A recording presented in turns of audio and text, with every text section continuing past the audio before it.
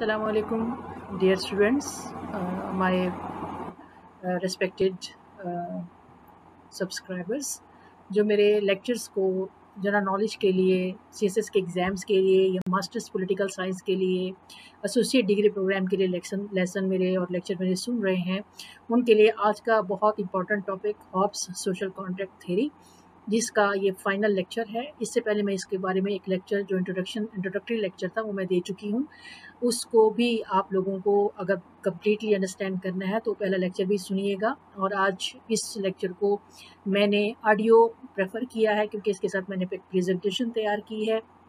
मकसद ये था कि आप लोगों के पास वैसे तो मैं जब फिज़िकली सामने वीडियो में आती हूँ और बोलती हूँ उसमें चीज़ें, तो माइट पॉसिबल कि आप पूरा ना लिख सकते हो और कुछ चीज़ें रह जाती हों, लेकिन अगर मैं आपको प्रेजेंटेशन के थ्रू में देती हूँ, ऑडियो देती हूँ, तो आप उसको सुन भी सकते हैं और साथ ही वो जो टेक्स्ट आपको मैं देती हूँ, बुलेट्स में दूँगी, पॉइंट्स दूँगी, वो आप लिख भी सकते हैं और उसी के ऊपर अपना लेक्चर जो है आप डेवलप कर सकते हैं। तो दोनों फॉर्म में। और दूसरी बात ये थी कि इसको बेहतर अंदाज में समझाने के लिए मुझे ये लगा कि इसकी प्रेजेंटेशन जो है वो ज़रूरी है, इंस्टेड ऑफ कि मैं सामने आऊँ और आपको लेक्चर दे के चली जाऊँ। तो हॉब्स का social contract theory is very much important. इसमें आज हम सोशल कॉन्ट्रैक्ट थ्योरी का हम 3 एस्पेक्ट इसके पढ़ेंगे कि सोशल कॉन्ट्रैक्ट थ्योरी इसकी क्या है, उसकी बुनियाद क्या है, number 1, number 2, social contract theory की 3 एस्पेक्ट्स हैं हॉब्स के, वो हम देखेंगे, जिसमें nature of man, state of nature है, एस्टेब्लिशमेंट ऑफ लेवियादान है, एंड हॉब्स का सॉवरेन जो इसके मुताबिक उसने उसको पावर्स देता है। ये 3 एस्पेक्ट पे हम सोशल कॉन्ट्रैक्ट थ्योरी को डिस्कस करेंगे और उसके बाद ओवरऑल हॉब्स की सोशल कॉन्ट्रैक्ट थ्योरी जो है वो डिस्कस होगी। इससे पहले कि मैं इस लेक्चर को स्टार्ट करूं, I would like to give you 3 questions, जिसमें जो कि मैंने पिछले पास्ट लेक्चर्स में मैंने देखे हैं, वो इस तरह से है कि जो थॉमस हॉब्स के ऊपर जो क्वेश्चन आया हुआ है 2017 में, वो इस तरह से था कि compare and contrast the different political philosophies of Hobbes and Locke, how are these philosophies implemented in present day political systems and policy making. ये क्वेश्चन आया जी 2017 में। फिर आया है जी दूसरा क्वेश्चन है जी, what is the concept of state of nature as given by Thomas Hobbes, make its comparison with social contract theory as presented by John Locke and Rousseau. ये आया है 2018 में। फिर तीसरा क्वेश्चन आया है जी, critically analyse the social contract theory of Hobbes, Locke and Rousseau. ये 2020 में आया है। आपने नोटिस लिया है कि ये तीनों क्वेश्चंस अल्टरनेट ईयर्स में ये आ रहे हैं। 2021 में क्वेश्चन थॉमस हॉब्स के ऊपर या सोशल कॉन्ट्रैक्ट थ्योरी पे नहीं आया। अभी 2022 में वो कैन एक्सपेक्ट कि हमें या तो कंपैरिजन आएगा तीनों थिंकर्स का, हॉब्स का, लॉक का और रूसो की सोशल कॉन्ट्रैक्ट थ्योरी का, या इंडिविजुअली किसी एक थिंकर की सोशल कॉन्ट्रैक्ट थ्योरी पे बात हो सकती है। So this is very much important topic. आज के इस लेक्चर को कम्प्लीटली सुनिएगा और इसके नोट्स जो है वो आप बना लीजिएगा, और फिर अगर कोई चीज़ अंडरस्टैंड नहीं होती तो आप मुझे कमेंट्स के सेक्शन में बताइएगा। Thank you. अब हमारा जो basis of social contract theory given by Thomas Hobbs ने एक प्रिंसिपल जो पहले लेक्चर में बता चुकी हूँ उसको डिस्कस किया था, थ्योरी ऑफ मोशन का एक थ्योरी दी थी कि वर्ल्ड में जितने भी मैटर्स हैं, जितने भी चीज़ें हैं, वो 3 शेप्स रखती हैं। लिक्विड में है, गैस में है, या सॉलिड है। ये 3 मैटर्स की शेप होती हैं। और मैटर की शेप जो है ये इस तरह क्यों होती हैं, 3 शेप्स में क्यों होता है? क्योंकि उसके अंदर जो इनहेरेंट मोशन होता है, चीज़ों जो आटम्स होता है उसके जो मोशन है, उसका स्पीड और उसका जो मोशन होता है, उसकी जो हरकत होती है, वो उसके शेप को डिटरमिन करती है। अगर तमाम मैटर्स के कैरेक्टरिस्टिक्स एक ही जैसे हों तो ना और उनका मोशन का जो है वो स्पीड, पेस और उसकी डायरेक्शन एक हो, तो फिर कोई कैरेक्टरिस्टिक्स में डिफरेंस नहीं होगा और सारे मैटर्स एक जैसे होंगे। लेकिन मैटर्स की शेप क्यों डिफरेंट हो जाती है? क्योंकि उनके अंदर जो इनहेरेंट मोशन होता है, इनहेरेंट उनकी जो कैपेसिटीज या कैरेक्टरिस्टिक्स होती हैं वो डिफरेंट होती हैं। तो वो इसी थ्योरी को बेस बनाकर अपनी सोशल कॉन्ट्रैक्ट थ्योरी को वो देता है कि ह्यूमन बीइंग के जितने भी एक्शंस हैं, ह्यूमन बीइंग के जितनी भी हरकत हैं, जितने भी उसके एक्शंस हैं, वो in response to certain sensations होते हैं, किसी एक ख़ास वजह से होते हैं। थियरी ऑफ मोशन को बुनियाद बनाकर थॉमस हॉब्स अपने फ़लसफ़े को आगे बढ़ाता है। वो ये कहता है कि ह्यूमन बीइंग जो है वो रिएक्ट करता है पॉजिटिवली उन चीज़ों की तरफ जो उसके लिए अच्छी होती हैं या जिनकी वो डिज़ायर करता है, और वो उनकी तरफ नेगेटिवली रिस्पॉन्स करता है जिनको वो डिज़ायर नहीं करता या जिनको वो लाइक नहीं करता, जिनको वो अपनी ज़िंदगी में देखना नहीं चाहता। तो असूल क्या है कि इंसान पॉजिटिवली रिएक्ट करता है towards those things which are positive और which are desirable for by him, and human being negatively respond those things which are not desired by him और which are not required by him. इसलिए इंसान जो है इस nature के साथ कि जब वो अपनी पसंद की चीज़ों की तरफ पॉजिटिवली जाएगा और नापसंद चीज़ों की तरफ वो नेगेटिवली रिस्पॉन्स करता है, वो कहता है अगर इस एक बुनियादी असूल को मद्देनज़र रख लिया जाए तो it is not difficult to ascertain what kind of human nature is, कि इंसान की फितरत किस तरह की है। और जब इंसान की फितरत इस असूल की बुनियाद पर कि इंसान पॉजिटिवली रिएक्ट करता है अपनी डिज़ायर की चीज़ों की तरफ और नेगेटिवली रिएक्ट करता है उन चीज़ों की तरफ जिनको पसंद नहीं करता, इस असूल को बुनियाद बनाकर इंसान की फितरत को अगर आप रखें सामने, तो आपको इंसान की फितरत भी समझ में आ जाएगी कि वो किस किस्म की है, और उस फितरत की बुनियाद पर जो human society, human community develop होगी, उसकी नेचर किस तरह की होगी, उसको भी एनालाइज करना या उसका विजुअलाइजेशन करना या उसको इमेजिन करना जो है वो डिफ़िकल्ट नहीं होगा। तो basis of social contract theory में ये 3 बातें जो हैं वो डिस्कस करता है। थॉमस हॉब्स की जो सोशल कॉन्ट्रैक्ट थ्योरी है उसके 3 पार्ट्स हैं। 3 parts of social contract theory. Number 1 nature of man and the state of nature, फिर है एस्टेब्लिशमेंट ऑफ लेवियादान, एंड फिर है हॉब्स का सॉवरेन। इसको हम वन बाय वन देखते हैं। अच्छा, पहला जो प्रिंसिपल है, जो पहली जो एक उसकी जो हमने एक्ट्स लिए हैं कि जी 3 हिस्से हैं। पहला पार्ट, थ्योरी का पहला पार्ट है वो है nature of man and the state of nature, कि इंसान की फितरत क्या है और उस इंसान की फितरत को बेस बनाकर आगे जो कम्युनिटी डेवलप होगी, जो इंसान सारे मिलकर कम्युनिटी डेवलप करेंगे या स्टेट डेवलप करेंगे तो उसकी क्या सिचुएशन होगी। उसमें एक साइड पे मैंने नेचर ऑफ मैन बताई है, दूसरी साइड पे स्टेट ऑफ नेचर बताई है मैंने। Nature of man according to the जो हमने पहले प्रिंसिपल को डिस्कस किया है कि इंसान जो है वो लाइक्स को पॉजिटिवली रिस्पॉन्ड करता है, डिसलाइक्स को नेगेटिवली रिस्पॉन्ड करता है।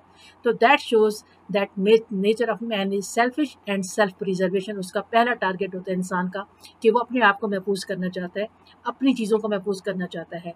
फिर वो अपनी लाइक्स और डिसलाइक्स को जो है वो पॉजिटिवली और नेगेटिवली जो है वो रेस्पॉन्ड करता है, कि जो चीज़ें उसकी डिज़ायरेबल होती हैं उनको वो पॉजिटिवली करता है और जो नेगेटिव होती हैं, जो उसको नहीं चाहिए होती हैं, उनको वो डिसलाइक करता है, नेगेटिवली उनको रिस्पॉन्ड करता है। फिर मोटिवेशन जो है उसका क्या होता है इंसान का, कि सिर्फ और सिर्फ सेल्फ इंटरेस्ट को वॉच कर रहा होता है, सिर्फ और सिर्फ अपने मफादात को देख रहा होता है, और उसके अंदर और दूसरी तरफ और इंटरेस्ट जो है दूसरों के इंटरेस्ट की बात नहीं होती, सिर्फ अपने इंटरेस्ट को वॉच करता है, because man by nature is selfish and greedy. फिर वो ये कहता है कि ह्यूमन एक्शंस हैं, इंसान जो है जो हरकत कर रहा होता है, जो हरकत कर रहा होता है माशरे के अंदर, जितने भी एक्शंस उसके हो रहे होते हैं, वो एक्शंस इन्हीं नेचर की, जो बैक में इंसान की नेचर होती है, यही उसके बेस बन रहे होते हैं। और इसमें अगरचे इस तरह की चीज़ें पहले भी थिंकर्स ने ये बातें की हैं, लाइक अफलातून भी इसके हवाले से बात करता है, लेकिन थॉमस हॉब्स जो है इसको मुख्तलिफ अंदाज से, मुनफरिद अंदाज से पेश करता है, कि कहता है कि इंसान की तमाम जो एक्शंस होते हैं, जो मोटिव्स होते हैं, उसके पीछे जो है उसकी खुद गर्जी होती है, उसका सेल्फिशनेस होता है, उसका सेल्फ इंटरेस्ट सीख करना होता है।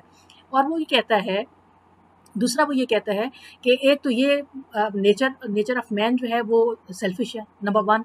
नंबर 2 वो कहता है कि तमाम इंसान जो है physically and mentally they are equal, to some extent they are equal, physically and mentally. वो ये कहता है कि मैं इस बात को इस तरह प्रूव कर सकता हूँ कि एक जिस्मानी तौर पर एक कमज़ोर शख्स भी एक ताकतवर को गिरा देता है। किस तरह से? या तो कोई टैक्टिक्स यूज़ करके, कोई चालाकी इस्तेमाल करके, या अपने इत्तेहादियों के साथ मिलकर वो एक ताकतवर इंसान को भी जो है वो गिरा देता है। तो दैट मीन्स कि वो ये कहता है कि ऑल मैन आर फिजिकली और मेंटली इक्वल। फिर वो कहता है कि जब आपकी पसंद एक जैसी है, आपकी सेल्फ इंटरेस्ट एक जैसे हैं, आपका फिजिकल एंड मेंटल कंडीशन एक जैसा है, तो फिर होगा क्या? हर बंदा ये चाहेगा कि मेरे सेल्फ इंटरेस्ट वॉच हो जाए। अब वो सेल्फ इंटरेस्ट वो क्या है? सबसे बड़ी डिज़ायर वो क्या करता है इंसान? सबसे बड़ी डिज़ायर ये करता है, हॉब्स के मुताबिक, उसको इंसान को जो सबसे ज़्यादा प्यारी चीज़ होती है वो लाइफ होती है।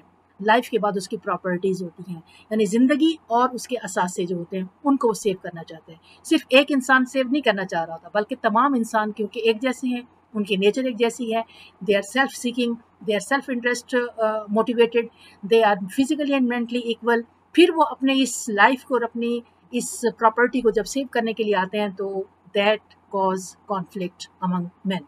इसी वजह से इंसानों के दरमियान तसादुम आता है, क्योंकि जब आपने लाइफ को प्रिजर्व करना है, जब आपने प्रॉपर्टी को प्रिजर्व करना है, यू नीड पावर। और पावर जो होती है वो कम होती है, इंसान हासिल करने वाले ज़्यादा होते हैं। और जब ज़्यादा लोग एक ही चीज़ को हासिल करना चाह रहे हों और उनके अंदर कैपेसिटी और कैपेबिलिटी भी बराबर की हो, कि जैसे वो कह रहे हैं कि फिजिकली और मेंटली इंसान एक जैसे हैं, तो फिर तसादुम का होना नागुज़ीर है। जब तसादुम होगा तो फिर इंसान क्या कहता है कि वो कहता है कि जी इंसान के लिए security is the greatest good, security is the greatest good and insecurity is the greatest evil. और वो ये भी कहते हैं कि good and evil are only terms show likes and dislikes of human being. कि गुड क्या है जो इंसान को पसंद है, जो इवल क्या है जो उसको नापसंद है। तो इंसान जब अपनी ताकत और अपने असासों को, अपनी लाइफ को महफूज करना चाहता है तो उसके लिए उसको ताकत की ज़रूरत होती है। और वो ताकत हासिल करने के लिए हर इंसान ये चाह रहा होता है कि उसको ताकत मिले, तो फिर उनके दरमियान तसादुम आता है। और जब तसादुम आएगा तो फिर स्टेट ऑफ नेचर क्या होगी। दूसरी जानिब आ जाते हैं, दूसरी तरफ मैंने लिखा हुआ है कि जब स्टेट ऑफ नेचर होगा तो फिर स्टेट ऑफ नेचर में क्या होगा कि कोई भी इंसान जो है उसका जो है लाइफ जो है वो उसकी महफूज नहीं होगी। और क्योंकि हॉब्स कहता है कि इंसान खुद गर्ज है, लालची है, मगर उसके बावजूद वो ये कहता है कि इंसान जो है वो किस तरह से अपने आप को जो है वो महफूज कर सकता है। कि स्टेट ऑफ नेचर क्या होगी, कि ऐसी स्टेट ऑफ नेचर होगी कि एवरी मैन जो है वो इसको कहेगा कि nature of state of nature में इंसान, हॉब्स कहता है कि इन सच अ condition there will be no place for industry, no culture and knowledge, no navigation and sea trades will not be there, no society, and life in the state of nature will be violent, poor, brutish, nasty and short, and there will be might is right। जिसकी लाठी उसकी भैंस जो ताकतवर होगा वही जो है वो अपने हकूक को, पावर्स को वो हासिल कर लेगा। यानी ऐसी स्टेट ऑफ नेचर होगी जिसमें एक कोई भी इंसान जो है उसकी ज़िंदगी और जायदाद जो है वो महफूज नहीं होगी। ऐसी सूरत में वो क्या कहता है कि हम एस्टेब्लिशमेंट ऑफ लेवियादान की बात वो करता है कि एस्टेब्लिशमेंट ऑफ लेवियादान क्या है। जी, अब इसमें सेकंड जो स्टेप है सोशल कॉन्ट्रैक्ट थ्योरी का, पहला था man, nature of man and state of nature. इस कंडीशन में जो मैं पहले बता चुकी हूँ कि जब इंसान खुद गर्ज है, लालची है, बहुत ज़्यादा हरीस है, तो ऐसी सूरत में लाइफ स्टेट ऑफ नेचर जो है वो क्या होगी कि कोई भी किसी भी ज़िंदगी और जायदाद जो है वो महफूज नहीं होगी। तो ऐसी सूरत में हॉब्स कहता है कि नो डाउट कि इंसान जो है वो सेल्फिश है, बट उसके साथ साथ वो कहता है कि वो रीज़नेबल भी है। यानी ही हैज़ अ इंटेलेक्ट और टैलेंट, और यू कैन से एक अक्ल है उसके पास, वो अक्ल का इस्तेमाल करता है। और इसके बावजूद कि वो लालची है, उसके बावजूद वो कहता है कि they are also reasonable creatures.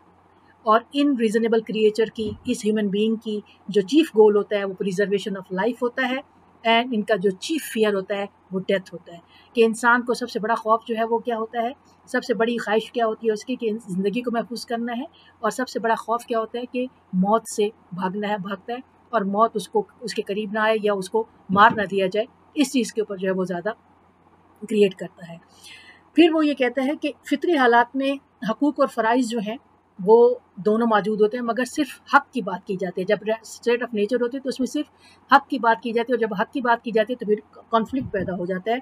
और ऐसी सूरत में, वेट कर लें ज़रा, ऐसी सूरत में वो इंसान जो है वो क्लैश कब करता है, जब वो सिर्फ राइट्स की बात करेगा, ड्यूटीज़ की बात नहीं करेगा।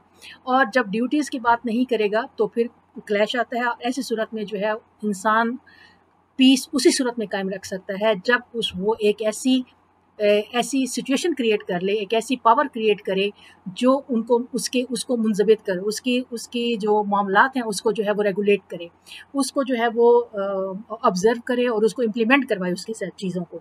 तो वही कोर्सिव पावर जो होती है, जो ताकत होगी, जो पावरफुल जो असेंबली हो या मैन हो, जो उनको उनके मामलात के मुताबिक उनको हैंडल करे और उनके मामलात को डिसिप्लिनली चला सके। वो ये कहता है कि ऐसी सूरत में establishment of leviathan is a must. और फिर क्या होगा कि लेवियादान क्या है, basically creation of a state, कि man create an agreement, covenant, but still require a force to ensure implementation. पिछली स्लाइड में मैंने आपको ये बताया कि इंसानों ने अपनी अकल के मुताबिक जो है, अगर वो हकूक़ और फ़राइज़ को देखते हैं कि स्टेट ऑफ नेचर में दोनों मौजूद होते हैं, राइट्स भी मौजूद होते हैं, ड्यूटीज़ भी मौजूद होते हैं, लेकिन इंसान क्योंकि राइट्स की सिर्फ बात करता है, ड्यूटीज़ की बात नहीं करता, जिसकी वजह से कॉन्फ्लिक्ट और तसादुम जो है वो माशरे के अंदर पैदा होता है, स्टेट के अंदर पैदा होता है। तो थॉमस हॉब्स के मुताबिक इन हालात में अगर पीस कायम करना है तो उसके लिए एक स्ट्रॉन्ग पावर की ज़रूरत है, एक कोर्सिव पावर की ज़रूरत है, जो कि तमाम इंसानों को उनके मामलात को रेगुलेट कर सके। और वो रेगुलेशन किस तरह से होगी कि इंसान आपस में एक एग्रीमेंट करें।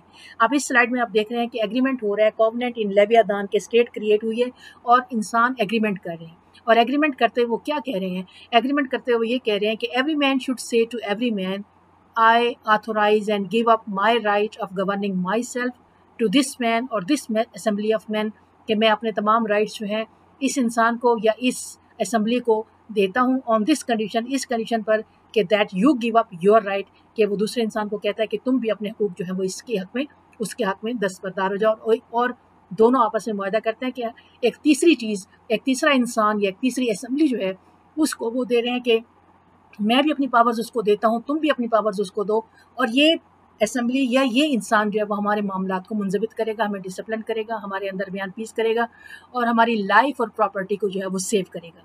तो सच काइंड ऑफ एग्रीमेंट और covenant will be done in a leviathan. Leviathan is a mean a state, एक स्टेट क्रिएट होती है। ये सेकंड स्टेप है थॉमस हॉब्स की थ्योरी का, कि जिसमें लोग आपस में मुआहदा करते हैं और मुआहदे के नतीजे में वो एक अपना रूलर बनाते हैं, एक सॉवरेन बनाते हैं किसी एक इंसान को या किसी असेंबली को, कि वो उनके मामलात को मुंज़बित करे। अच्छा जी, एग्रीमेंट हो गया। आपने पिछली स्लाइड में देखा कि लोगों ने आपस में एग्रीमेंट किया और अपने हकूक़ को एक तीसरे ताकत के हक़ में दस्तबरदार हो गए। वो तीसरी ताकत क्या है? That's the sovereign, that's a मुक़्तदर आला, हॉब्स का बादशाह, हॉब्स का रूलर, जिसको बहुत ज़्यादा ताकतवर बना रहा है हॉब्स, कि वो तमाम पावर्स जो है वो उनके हवाले कर रहे हैं। टू काइंड्स ऑफ, वो कहता है कि जी two kinds of establishment of commonwealth, उस लेवियाथान के नतीजे में एस्टेब्लिशमेंट ऑफ कॉमनवेल्थ होती है। कॉमनवेल्थ जब क्रिएट हो जाती है तो कहता है there are two kinds of commonwealth in the world. One is commonwealth by institution, by agreement, जैसा कि हमने पीछे पढ़ा कि लोगों ने आपस में एग्रीमेंट किया और एक कॉमनवेल्थ क्रिएट किया और उसमें उसका रूलर एक बना दिया। फिर दूसरा कहता है कि कॉमनवेल्थ बाय एक्विजिशन, एक्विजिशन का मतलब बाय फोर्स, एक कॉमनवेल्थ एक रियासत जो है वो बनती है, जिस पर एक बाहर से एक हुक्मरान जो है, आमिर जो है वो आकर उसके ऊपर कंट्रोल करता है और वहाँ पे एक स्टेट जो है वो डेवलप हो जाती है। दोनों सूरतों में वो कहता है कि both are the results of fear. ये दोनों तरह की कॉमनवेल्थ जो है वो फियर की बुनियाद पे होती हैं। किस तरह से फियर की बुनियाद पे होती हैं? देखें, कॉमनवेल्थ बाय इंस्टीट्यूशन, लोगों ने एग्रीमेंट किया। किस लिए एग्रीमेंट किया आपस में? किस लिए अपने हकूक़ से दस्तबरदार हुए?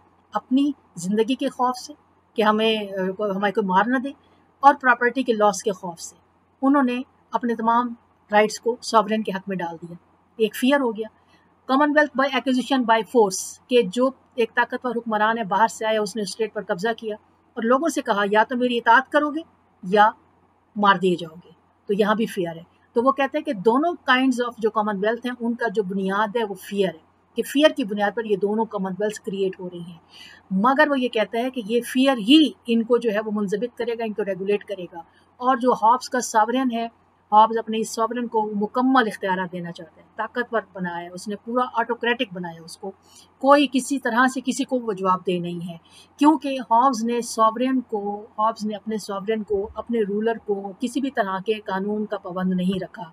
उसने उसको उस एग्रीमेंट का हिस्सा नहीं रखा। देखें, एग्रीमेंट दो इंसान आपस में कर रहे हैं, वो अपने इख्तियारात को छोड़ रहे हैं, दस्तबरदार हो रहे हैं उस सॉवरेन के हक़ में कि जी यही बंदा हमें, यही असेंबली हमें जो है वो रेगुलेट करेगी, और ये जो है सॉवरेन जो है ये किसी को आंसरेबल नहीं होगा अपने अमाल के सिलसिले में। अगर जो शुरू में वो ये कहता है हॉब्स के इंसान बादशाह जो है, जो सॉवरेन जो होगा, वो लोगों की जायदाद और लोगों की ज़िंदगियों की हिफाजत का, सिक्योरिटी प्रोवाइड करना उसकी ज़िम्मेदारी होगी और लोग उस वक्त तक उसकी इताअत करेंगे जब तक वो उनकी इस शर्त को पूरा करता होगा। मगर आगे चलकर वो ये कहता है कि ऐसी बात नहीं है कि अगर इवन देन कि सॉवरेन जो है वो अगर उनकी कुछ कंडीशंस को पूरा नहीं कर पा रहा, लोगों की सिक्योरिटी या उनकी लाइफ जो है वो महफूज नहीं है, इवन देन वो कहता है कि सॉवरेन जो है वो पावरफुल होना चाहिए, ऑटोक्रेटिक होना चाहिए, किसी को जवाबदेह नहीं होना चाहिए, किसी भी तरह का लॉ उसके ऊपर इम्प्लीमेंट नहीं होना चाहिए, कोई किसी भी लॉ के तहत वो जो है नहीं आना चाहिए। He should be above the law. That assembly should be above the law, वो कानून से बालातर हो, जो वो कह दे उसका हुक्म जो है वो हुक्म का दर्जा रखता हो। क्योंकि वो ये कहता है, उसका मसलियत क्या है उसकी, वो ये कहता है कि any government is better than no government. माशरे के अंदर गंदी सी गंदी हुकूमत भी जो होगी वो भी बेहतर है किसी हुकूमत के ना होने से। और ये थॉट मैंने अरस्तु का जब लेक्चर दिया था उस वक्त मैंने ये बताया था कि अरस्तु ने भी कुछ हुकूमतों की अक़साम बताई थी, और हुकूमतों की अक़साम में उसने वो भी यही कहता हुआ नज़र आया था कि in a state any kind of government, अगरचे वो अपनी अच्छी काइंड्स ऑफ गवर्नमेंट और बैड काइंड्स ऑफ गवर्नमेंट्स को भी बताता है कि ये गुड काइंड्स ऑफ गवर्नमेंट है, ये बैड काइंड्स ऑफ गवर्नमेंट है, लेकिन उसके बावजूद वो ये कहता है कि बैड काइंड्स ऑफ गवर्नमेंट के भी सम टाइम जो है वो ज़रूरत बन जाती हैं, कंडीशंस ऐसी हो जाती हैं कि आपको किसी भी तरह की हुकूमत का होना ना होने से बेहतर है, क्योंकि उसी सूरत में लोगों की जायदाद और ज़िंदगी जो है वो महफूज रह सकती है। अच्छा जी, कंक्लूजन अब इसका ये करते हुए हॉब्स की जो थ्योरी है उसको लॉजिकल हम ये कह सकते हैं कि this theory is a logical piece of work grounded upon the preceding steps. आपने देखा कि जिस तरह से उसने पहले लेक्चर मैंने आपको ये बताया था कि हॉब्स जो था वो बहुत ज़्यादा मैथमेटिक्स जो प्रिंसिपल्स हैं, मैथ्स के प्रिंसिपल्स हैं, उनके ऊपर बहुत ज़्यादा उनसे इंस्पायर था, और वो ये कहता था कि पॉलिटिकल थियरीज़ को भी इसी तरह से छोटे छोटे स्टेप से लेकर आप बड़े हैवी और कॉम्प्लिकेटेड स्ट्रक्चर जो है, जिस तरह से एक छोटे से सिंपल से फार्मूले से मैथ के अंदर जो है वो एक बड़ा स्ट्रक्चर जो है वो खड़ा किया जाता है, सिमिलरली हम पॉलिटिकल कल्चर में भी, पॉलिटिकल थियरीज़ में भी, पॉलिटिकल फिलॉसफी में भी हम स्मॉल स्टेप्स लेकर जो है वो बड़ा स्ट्रक्चर जो क्रिएट कर सकते हैं। इसी तरह से उसने अपनी थियरी को कंस्ट्रक्ट किया। पहले उसने थियरी ऑफ मोशन दिया, थियरी ऑफ मोशन के साथ उसने अपनी सोशल कॉन्ट्रैक्ट थियरी को उसने कहा कि जी उसके 3 पार्ट्स हैं। नंबर 1 ये है कि इंसान की नेचर इस तरह की थी, वो किस तरह की स्टेट ऑफ नेचर में रहता था। उसने फिर एक एग्रीमेंट किया जिसके नतीजे में लेवियाथन इस्टेब्लिश की। फिर उस लेवियाथन के नतीजे में एक रूलर सामने आया या असेंबली सामने आई जिसने उसको मुंजबित करना था, जिससे पीस क्रिएट हुआ। तो ये टोटल हॉब्स की थ्योरी थी। लेकिन इसका क्रिटिसिज्म लोग ये कहते हैं कि एक इंसान जिसको हॉब्स कह रहा है कि वो सेल्फिश है, ग्रीडी है, लालची है, हाउ कम कि वो एकदम से एग्रीमेंट पे आ गया। अगर जब वो खुद ये कह रहा है कि इंसान लालची होने के बावजूद, खुदगर्ज़ होने के बावजूद जो है वो सेंसिबल है, रीज़न रखता है, अकल रखता है, इसलिए उस अकल का इस्तेमाल किया। लेकिन क्रिटिसाइज़ करने वाले ये कहते हैं कि तमाम इंसान जो कि एक स्टेट ऑफ नेचर में रह रहे थे और जिसकी लाठी उसकी भैंस था और कोई किसी की ज़िंदगी और जायदाद महफूज नहीं थी, तो एकदम से इंसान इतना बाशऊर कैसे हो गया कि उसने एग्रीमेंट कर लिया। ये एक क्रिटिसिज्म है उनके ऊपर। फिर वो ये कहता है कि क्रिटिसाइज ये करते हैं कि जी अगर आप सॉवरेन को, जिस तरह से हॉब्स इतने पावर्स दे रहा है सॉवरेन को, तो उससे तो इंडिविजुअल फ्रीडम और सिक्योरिटी जो है वो नहीं रहती कि एक इंसान को आप इतना ताकतवर कर दें कि फिर वो आपकी सिक्योरिटी और आपकी जायदाद, और फिर वो किसी भी किस्म का एग्रीमेंट का पार्ट भी नहीं है कि अगर वो एग्रीमेंट का पार्ट अगर सॉवरेन होता है तो ऐसी सूरत में वो सॉवरेन जो है वो एग्रीमेंट से हट जाता है, और अगर है पार्ट है तो उसके ऊपर बाइंडिंग हो जाता है कि वो भी उसका हिस्सा है कि जब तक वो अपने उस फ़राइज़ को अदा करता रहेगा तो लोग उसको जो है ओबे करेंगे। लेकिन यहाँ पर थॉमस जो हॉब्स जो है वो अपने जो सॉवरेन की बात करते हैं उसको बिल्कुल पावरफुल कर देते हैं, कंप्लीटली उसको जो है वो फ्रीडम देता है, किसी भी किस्म की लॉ के अंदर नहीं रखता उसको, और वो उसको उस एग्रीमेंट का जो इंसान आपस में करें उसका पार्ट भी नहीं बनाता। फिर वो ये कहता है कि क्रिटिसाइज़ करने वाले ये कहते हैं कि man is not as selfish as is portrayed by Hobbes, क्योंकि अगर हम ये देखें तो फिर हमें दुनिया में जो है वो एनजीओज़ लाइक जो हैं goals for common good society की जो है हमें बहुत सारी ऑर्गेनाइजेशन जो हैं, सिविल सोसाइटीज़ जो हैं वो कायम हैं। लोग अपने मकासद को छोड़कर, अपने इंटरेस्ट को छोड़कर अवामी इंटरेस्ट के ऊपर लोगों की फलाह के लिए काम कर रहे होते हैं। तो ऐसी बात नहीं है कि इंसान जो है वो लालची है। इस पे क्रिटिसाइज़ करते हैं कि उसके नेचर को जिस तरह से थॉमस हॉब्स ने डिपिक्ट किया है उस तरह नहीं होता। लास्ट कोटेशन मैं आपको दूंगी कि हॉब्स की थ्योरी और फिलॉसफीज़ जो हैं वो long terms effects were incorporated into the philosophy of Jeremy Bentham and the utilitarianism in the late 18th and 19th century में 18वीं सदी में और 19वीं सदी में जो अफादियत पसंद मुफक्किर गुजरे हैं, थिंकर गुजरे हैं, जेरमी बेंथम, इनको भी हम पढ़ेंगे आगे चल के, ये भी हमारे इस तरह सिलेबस का हिस्सा हैं। जेरमी बेंथम जो कि यूटिलिटेरियन था, अफादियत पसंद था, maximum happiness for the maximum number of people के पर उसने बात की है। इंशाल्लाह उसको हम लेक्चर में देखेंगे। तो इसको कहते हैं कि जी थॉमस हॉब्स की जो थ्योरी है उसमें जेरमी बेंथम की फिलॉसफी में थॉमस हॉब्स की जो थ्योरीज़ हैं उसको जो है वो इफ़ेक्ट उसके वहाँ पे हमें नज़र आते हैं। ठीक है जी। Thank you very much for watching this video and kindly forward and subscribe my channel. वो तमाम स्टूडेंट्स जो कि मुख्तलिफ़ अकेडमीज़ में बहुत हैवी फ़ी पे करके और लेक्चर्स वहाँ पर लेते हैं जाकर, और मे बी कुछ पॉइंट्स वहाँ पे इस तरह क्लियर ना होते हों अगर मेरे लेक्चर को सुनेंगे। तो मैंने जैसे कि अपने इंट्रोडक्शन में बताया हुआ है कि I am gold medalist in political science. मैंने CSS में भी आउट ऑफ 200 150 मार्क्स उस दौर में लिए हैं 1998 में, जब गूगल भी नहीं होता था, जब यूट्यूब भी नहीं होता था, और मैंने उस वक़्त इतने हैवी मार्क्स जो हैं वो माशाल्लाह लिए हैं, और मैं I am a gold medalist throughout. मैं पॉलिटिकल साइंस की जो है वो एक्सपर्ट हूँ। इसमें ग्रेजुएशन में भी मेरी फर्स्ट डिवीज़न है, मास्टर्स में पॉलिटिकल साइंस में मैंने गोल्ड मेडल के टेक किया है, CSS में मैंने जो है वो फर्स्ट डिवीज़न से ज़्यादा मार्क्स लिए हैं। उसके अलावा जो है मैंने इंटरनेशनल रिलेशंस में जो है वो टॉपिक जो है वो मैंने MPhil बाकायदा यूनिवर्सिटी किया हुआ है, और 16 ईयर्स का मेरा जो है वो टीचिंग एक्सपीरियंस है। उसके अलावा जो है वो आप कह सकते हैं कि मैं आपको बताती रहती हूँ अपने वीडियोज़ में कि मैं मुख्तलिफ़ पब्लिक सेक्टर ऑर्गेनाइजेशंस और मुख्तलिफ़ मिनिस्ट्रीज़ में जो है मेरा एक्सपोजर है गवर्नमेंट लेवल पे काम करने का।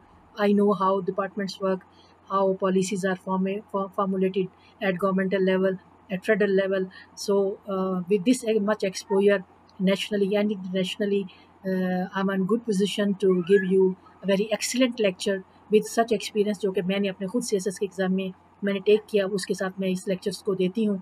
आप ज़रूर सुनिए और फॉरवर्ड कीजिए ताकि मैक्सिमम लोग इससे फ़ायदा उठा सकें। बहुत शुक्रिया। अल्लाह हाफ़िज़।